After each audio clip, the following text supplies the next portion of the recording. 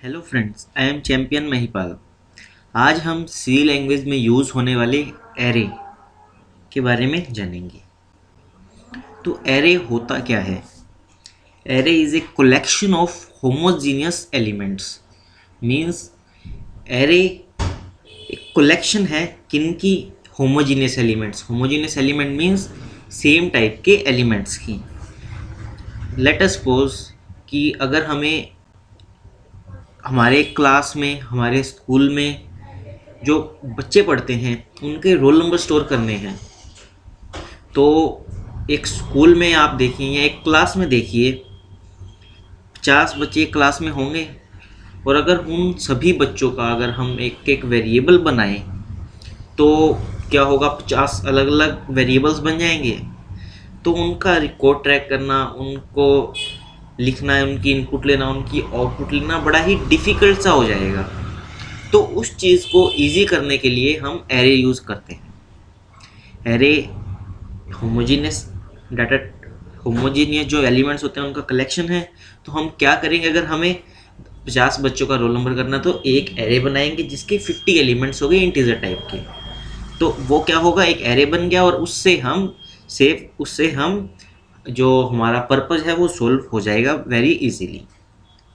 तो आइए हम एरेज को एक सिंपली एग्जाम्पल से समझने की कोशिश करते हैं। ये होता क्या है, इसको किस तरह यूज़ करते हैं और क्या बेनिफिट्स हैं इसको यूज़ करने के। ओके, और इसको किस तरह डिक्लेयर करते हैं, ऑल दीज थिंग्स। ये रहा यहाँ पे एग्जाम्पल, इंटीजर आई। ये एक सिंपल वेरिएबल है and this is array. A is the name of the array. सबसे पहले हमें एरे का नेम लिखना होता है जब भी हमें एरे डिक्लेयर करना है। देन ये स्क्वायर ब्रैकेट्स आएंगे और स्क्वायर ब्रैकेट्स के बीच में हम एलिमेंट्स बताएंगे, हमें कितने एलिमेंट्स चाहिए उस पर्टिकुलर एरे में। मैंने यहाँ पर 5 एलिमेंट्स बताए। ओके, एक चीज़ खास ध्यान देने वाली कि यहाँ पर मैंने 5 एलिमेंट्स बताए, तो जो रेंज शुरू होगी वो होगी 0 to 4, ना कि 1 to 5। मीन जब हमें फर्स्ट एलिमेंट को इनपुट लेना है या आउटपुट करवाना है तो हम A0 कॉल करेंगे, ना कि A1। आगे आपको एग्जांपल से जो मैं कर रहा हूँ उससे अच्छा समझ आएगा। लूप शुरू किया, i इज इक्वल टू 0। 0 क्यों? क्योंकि हम जो एरे के एलिमेंट्स हैं उनकी रेंज 0 से शुरू होती है। कब तक चले? जब तक वैल्यू 5 से छोटी हो। मीन 0 से 4 5 एलिमेंट्स हो गए, हमें 5 एलिमेंट्स इनपुट लेने हैं।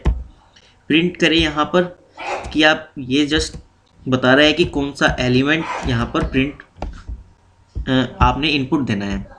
स्कैन एफ में परसेंटेज डी इंटीजर के लिए ये यहाँ पर हमने एरे बताया आई। सबसे पहले ए एरे का नेम, स्क्वायर ब्रैकेट्स में हमें कौन सा एलिमेंट लेना है? ith element. ith मीन 0 से लेके 4 तक 5 बार ये लूप चलेगा और हमसे 5 बार वो इनपुट मांगेगा कि आप कोई भी वैल्यू एंटर कीजिए। ओके, तो यहाँ पर नेक्स्ट लूप में क्या कर रहे हैं? 0 से 5 तक सेम चल रहा है, 0 से 4 तक जब तक आई की वैल्यू 5 नहीं हो जाती। प्रिंट करेगा, जो हमने वैल्यूज इनपुट की है उन्हें प्रिंट करेगा और प्रिंट करने के लिए भी सेम वे है, ए ऑफ आई। और जो सिंपल आई है वो मैंने एलिमेंट बताने के लिए लिया है और ये रहा A of I. A of I means A of 0, A of 1, A of 2, A of 3, A of 4, A of 5। ये सभी प्रिंट करेगा। तो आइए इसका आउटपुट देखते हैं। ए 0 की बताइए सबसे पहले। लेट अस सपोज मैं 5 देता हूँ, 1 के लिए 9 देता हूँ, 45 एंड देन 77। 5, 9, 12, 45, 77 ये सभी आ गए। इसी को देखिए, अगर हमें एरे का यूज़ ना करें तो क्या होगा? हमें 5 अलग अलग वेरिएबल लेने पड़ेंगे, तो उससे हमारा प्रोग्राम कितना टिपिकल हो जाता। तो ये है एरे का यूज़, किस तरह एरे को यूज़ करना है। आप भी इसे प्रैक्टिकल लाइफ से रिलेटेड प्रोग्राम बनाकर यूज़ करके देख सकते हैं। Thank you very much. Hello friends, I am champion Mahipal. आज हम सी लैंग्वेज में यूज़ होने वाले मल्टी डायमेंशनल एरेज के बारे में जानेंगे।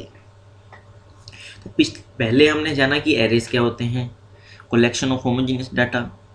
मल्टी डायमेंशनल एरेज भी कलेक्शन ऑफ होमोजेनियस डाटा होते हैं, बट डिफरेंस क्या है, उसमें हम सिंगल डायमेंशन यूज़ कर रहे थे, मीन्स ओनली हम रोज के अंदर डाटा कलेक्ट कर रहे थे।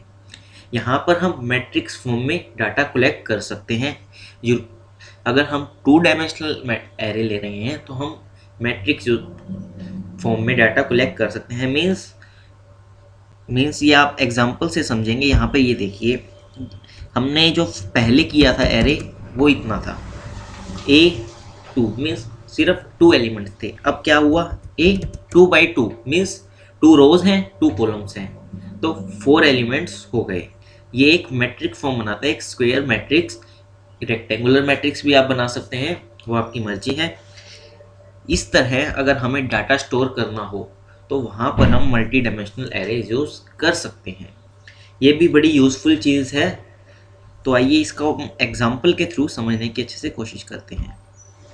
आई और जे लिए हमने लूप के लिए। हमने जब मैट्रिक्स फॉर्म में काम करना है तो क्या होगा, रोज़ भी होंगी कॉलम्स भी होंगे, और रोज़ और कॉलम्स का जब हमें यूज़ करना होता है तो हम नेस्टेड लूप यूज़ करेंगे। तो यहाँ पर हमें 2 लूप चलाएंगे एक के अंदर एक। फर्स्ट लूप के लिए मैंने आई लिया। आई कब तक चलेगा, 0 और 1, क्योंकि मैंने सिर्फ 2 एलिमेंट्स लिए हैं रो के। तो 0 और 1, नॉट 1 2, क्योंकि जो एरे के एलिमेंट्स होते हैं वो 0 से शुरू होते हैं, ठीक है।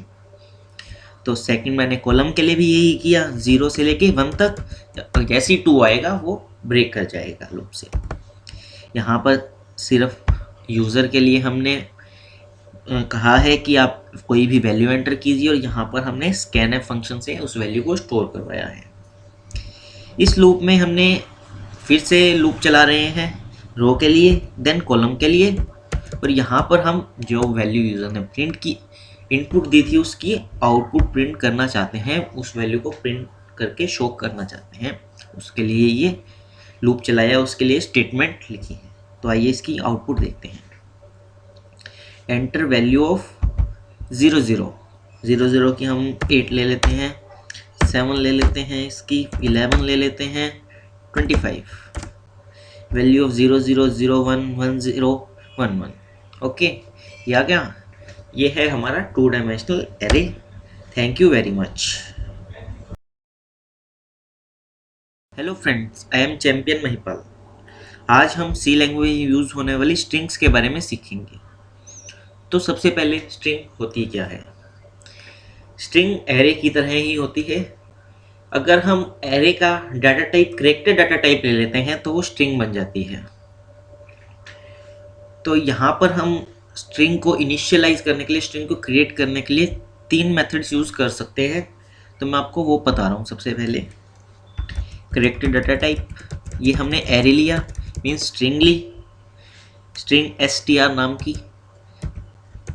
जो स्क्वायर ब्रैकेट्स हैं इनको खाली छोड़ दिया। खाली का मीन्स आगे हमें पता लगेगा क्यों खाली छोड़ा।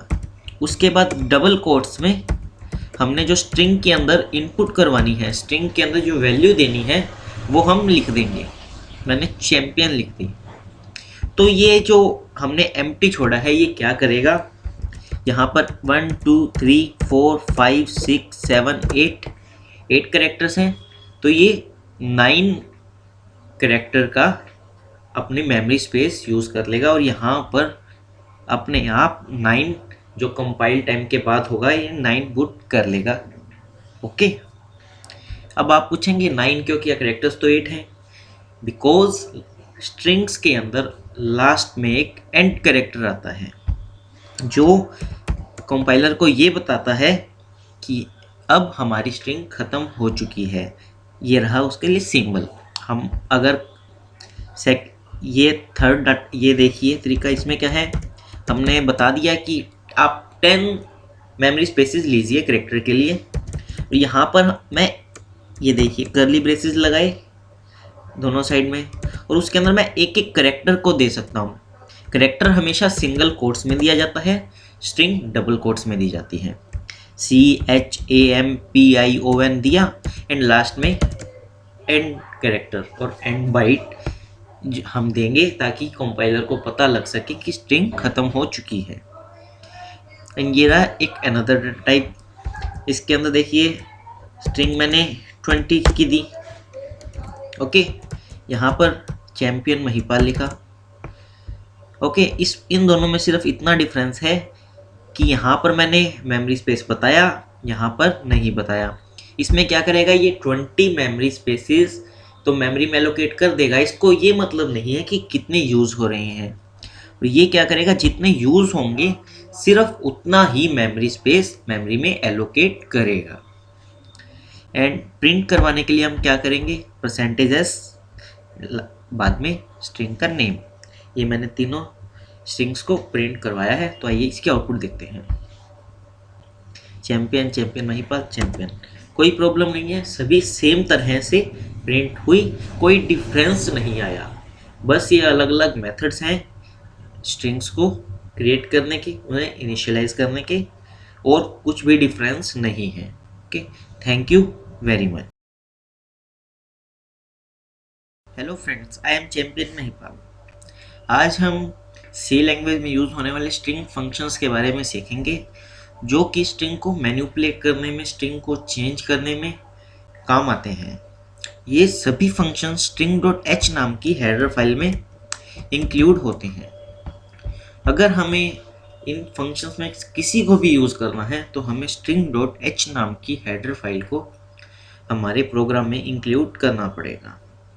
ये फंक्शन किस तरह के हैं ये देखते हैं। स्ट्रिंग कैट कॉन्कैटिनेट करने के लिए, string ncat up to n characters, अगर हमें स्ट्रिंग को कॉन्कैटिनेट करना हो वहाँ पर।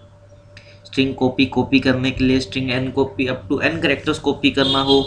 स्ट्रिंग लेंथ, स्ट्रिंग की लेंथ जानने के लिए, कंपेयर करने के लिए, और भी कई हैं, जैसे स्ट्रिंग स्ट्रिंग को लोअर केस में कन्वर्ट करने के लिए, स्ट्रिंग को अपर केस में कन्वर्ट करने के लिए, स्ट्रिंग रिवर्स, स्ट्रिंग को उल्टा करने के लिए, string set, string n set, ये काफ़ी तरह के हैं। आइए हम जो कॉमनली यूज़ होते हैं स्ट्रिंग के फंक्शंस, उनका एक प्रैक्टिकल यूज़ हम करके देखते हैं।